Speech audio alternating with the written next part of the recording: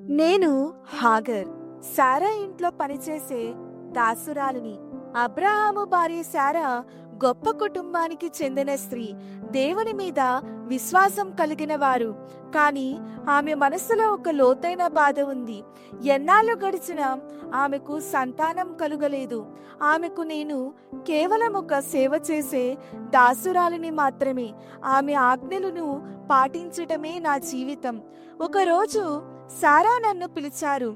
ఆమె కళ్ళల్లో ఉన్న బాధను నేను గమనించాను. ఆమె నాతో ఈ విధంగా అంది, హాగర్, దేవుడు నాకు పిల్లల్ని ఇవ్వలేదు. నీవు అబ్రహాముతో కలిసి నా తరపున సంతానాన్ని ఇవ్వు అని చెప్పారు. ఆ మాటలు వినగానే నా మనసు ఎంతో కలవరం చెందింది. దాసురాలిగా నాకు లేదు, నేను చెయ్యను అనడానికి నాకు హక్కే లేదు. కానీ నా మనసు చాలా భయముతో నిండిపోయింది. అయినా నేను మౌనముగా అంగీకరించాను. కాలం గడిచింది. నేను గర్భవతిని అయ్యాను. నాలో